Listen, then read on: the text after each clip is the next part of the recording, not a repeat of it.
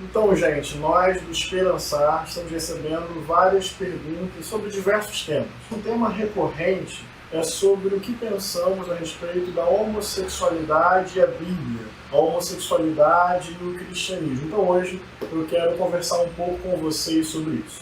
Em primeiro lugar, as pessoas que condenam a homossexualidade, elas partem de uma seguinte afirmação: está escrito na Bíblia. E ponto final. Porque está escrito, a homossexualidade é pecado, é abominável e não se tem mais nada a conversar sobre o assunto. Mas pensem comigo, a Bíblia tem livros que foram escritos ao longo de quase 6.000 anos, representando culturas, épocas e sociedades muito distintas. Será que a melhor maneira de interpretar a Bíblia é pegar os seus versos, ler literalmente, interpretar literalmente e aplicar literalmente? Eu vou pegar como exemplo Levítico, capítulo 20, verso 13, que é um dos 6 ou 7 versículos em toda a Bíblia que apontam uma condenação àquilo que nós chamamos de prática homossexual. Lá diz, dentro daquele contexto, daquela cultura, que um homem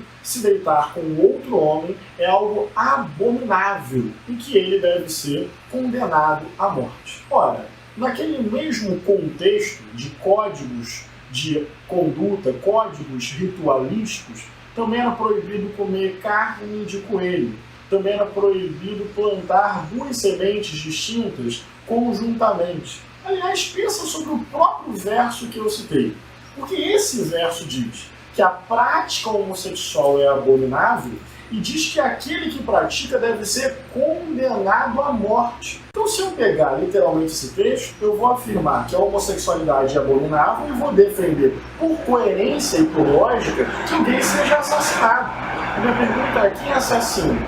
Quem é que vai, então, cumprir a lei do Senhor segundo esse texto? E o texto que diz que a mulher flagrada em adultério deve ser apedrejada.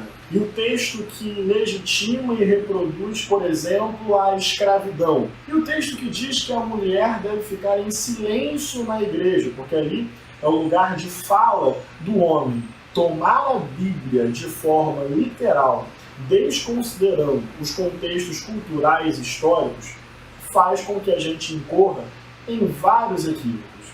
Lamentavelmente, vamos reconhecer e admitir, com tristeza no coração, a Bíblia já foi utilizada para legitimar a escravidão, o apartheid, a colonização genocida da América, a subordinação das mulheres e sempre em nome dessa fidelidade à Bíblia.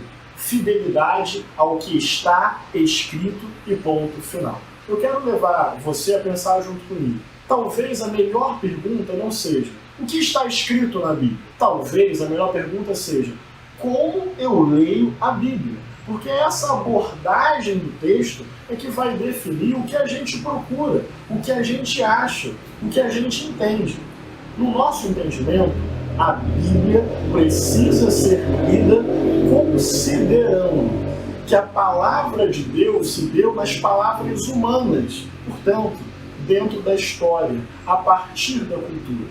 E, na verdade, existe sim, vamos reconhecer, repulsa com relação a LGBTs, aversão com relação a LGBTs, um certo medo com relação a LGBTs e, por que não dizer, esses púlpitos que tentam defender Deus pelo viés do está escrito, alimentam uma cultura de ódio com relação a LGBTs. Tanto é que essa é uma pauta um tanto quanto seletiva, você não acha? Por que um beijo gay na televisão causa tanto terror e tanto tremor?